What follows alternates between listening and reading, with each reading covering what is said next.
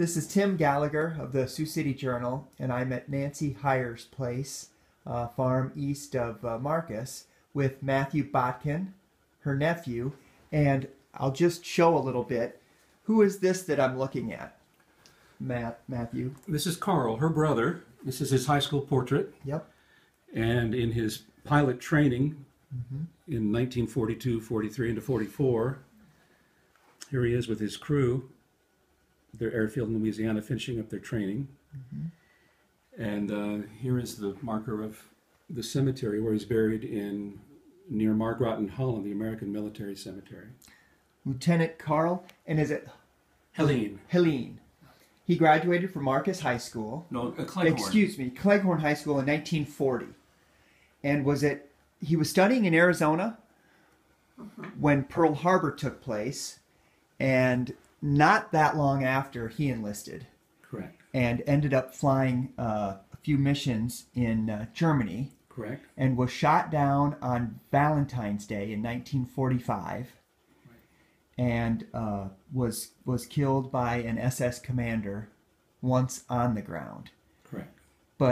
And Nancy, you were a sophomore in high school at that time.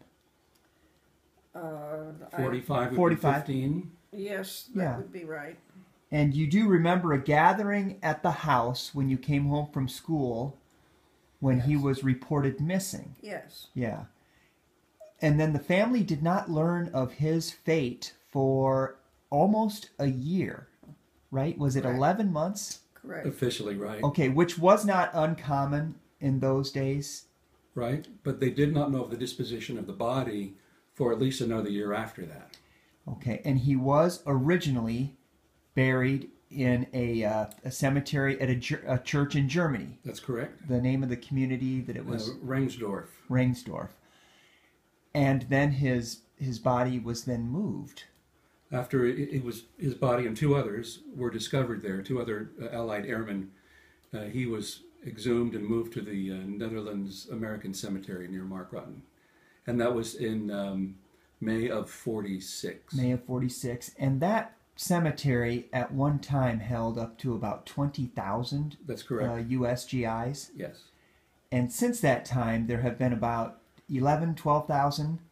What began shortly after the war, the government gave families the option of leaving the servicemen buried in that cemetery or having them returned home to the home cemetery.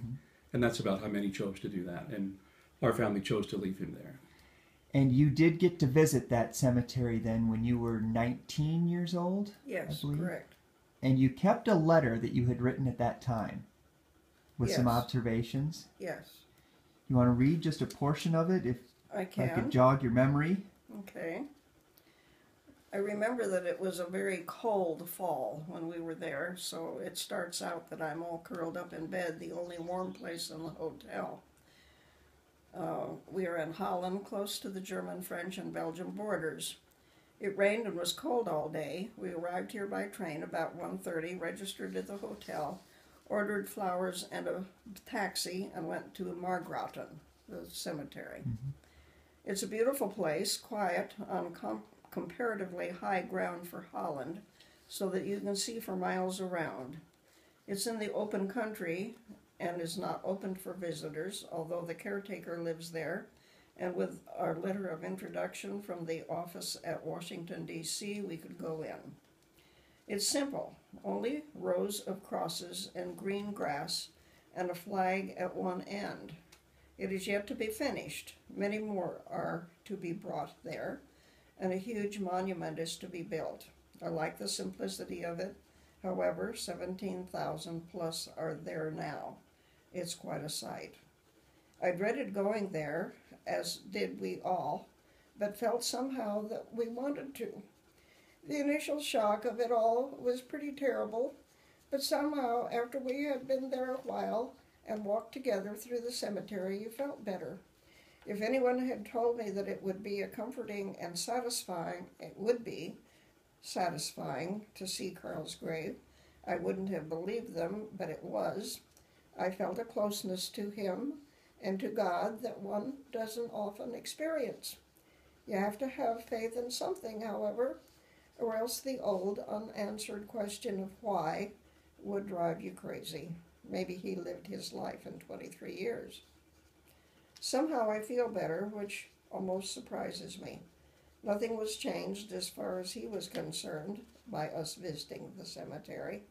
I wonder why just seeing it all affected me that way. I'm glad we didn't move him home. That work is still being carried on. There were several graves being worked on while we were there. It's more fitting that he should be left here. It's a beautiful, quiet place, and I'm sure that he would have wanted it so. We chose not to have the body shipped home, which was unusual for Marcus. I don't know what Mom and Dad will want to do now, but probably something, you know. The young elm tree planted in the center of the yard south of the house, we planted that after his death in remembrance of him. I like that kind of memorial. After that, our driver drove us through the city and showed some interesting things. We came back to the hotel, had dinner. They always expect you to spend 2 hours at dinner, and had a none too hot bath. So I'm in bed to keep warm. Sometimes the heat isn't very plentiful. Okay. I'm now listening to some chimes from some nearby church. Holland is full of chimes, and it's very nice. On the train, we saw the many canals, the windmills, the golf course, all chopped up with canals, blankets on the cattle, and horses in the pasture. I don't know why. Maybe they think it's cold for the animals. Many ducks and some deer and fawn in the park. Real, very nice, cute, Bambi-ish fawn. Tomorrow we go to Luxembourg. Okay. And toward the end of the month, you're going back. Yes. 68 years later, Correct. you get to see Carl's gravesite. Correct. And meet, is it Trudy Becker's?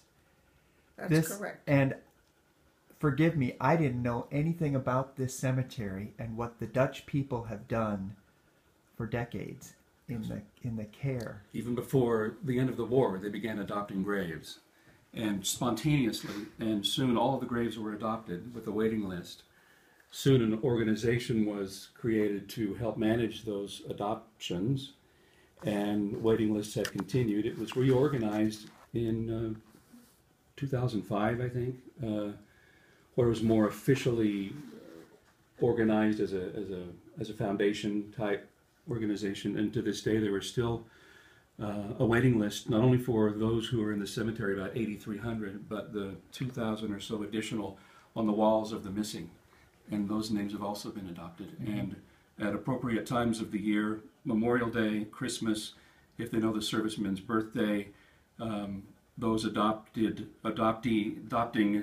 individuals and families will take flowers to that grave. And so we'll be there for the Memorial Day, official Memorial Day celebration, and every grave will be decorated with flowers and a flag from the Netherlands, flag from the United States, and it will be quite a sight to see. And there will be a formal ceremony with speeches and American military band, and so it should be quite an event, and we're looking forward to it. Mm-hmm.